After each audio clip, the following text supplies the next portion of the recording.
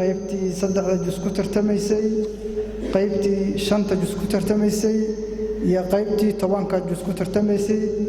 saddexda arday ugu horeyso kaalinta koobaad labaad iyo saddexaad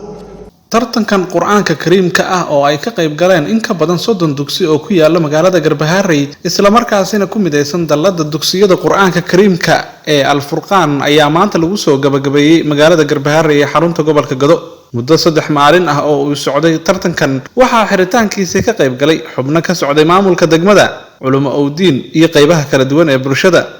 ugu horeyntii waxa hadalka qaatay Cabdixakiin Maxamed Cumar caana koosto ugu macaan ama ugu wanaagsanaa ama xaflad ama abaalmarin loo sameeyo ama xaflad inta la soo imaado lagu weyneeyo ay bulsho kulankeeda soo imaado waxyaalihii jiri jiray wax ka weyn lana weyneeyo quraanka kariimka ah maantana la isugu yimid dhammaan iyo dadkii intaan soo gaarsiiyay in maanta quraanka kariimka aan dal weyneeyay bulshada isugu imaado loona sameeyo weyneyn iyo abaalmarino ardayda ku soo tartantay quraanka oo wax Ilaahay lagu xamdiyo alxamdulillah tartanka dugsiyaashii ka soo qayb galay waxay ahaayeen dhammaan dugsiyaasha degmada Garbaharey ay ahaayeen tartanka waxa lagu tartamahayay 3 qaybood oo quraanka kamid ah ardada qayb kamid ah waxay ku tartamahayeen 3 juz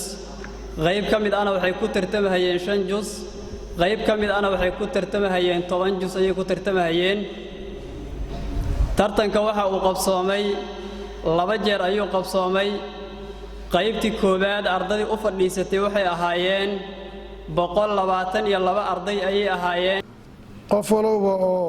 maanta meeshaan joogo wuxuu joogaa meel la imaado meeshii ugu qiimaha badnayd wuxuuna u joogaa wax loo imaado wixii ugu qiimaha badnaa kalaamka Ilaahay oo la weyneynaya ayuu u yimid qof walba marka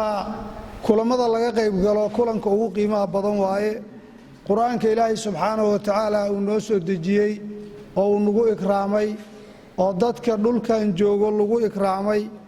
ayaanu u kulansanahay maanta inaynu anaguna ikraamno oo kor u qaadno asagii ehelkiisa waxaan u mahad celinaynaa abaabulayaashii tartankan meel kasta oo ay joogaan dal iyo dibadba waa u mahad celinaynaa waxaan leenahay Ilaahay subxaanahu wa ta'ala ajri iyo xasanaad fara badan hadaan ka siiyo masaa'ibka iyo dhibaatooyinka adduunka ka dhacayana Ilaahay subxaanahu wa ta'ala amalkaas haydan kaga xifdiyo ku badbaadiyo sababtiisa sida aad u bilowdeenna wada baan leenahay insha Allah ta'ala kasii wadaan tartan ma hadii kala waa iska nasiib ma ardayda in ay waxa la yiraahdo xillihiin aan soo bixin intii soo baxday oo nasiib ku heshay sanadka soo socda waxa laga yaabaa in kale ay nasiib kale u helaan dadaalkay ku xirantahay insha Allah say u dadaalaan waxaan filayaa in bilowga ahayd in sanadan macallimiinta waxay lahaayeen oo xogaa ka sheeganayeen degdeg baan wargelin hore ma aanan haysanin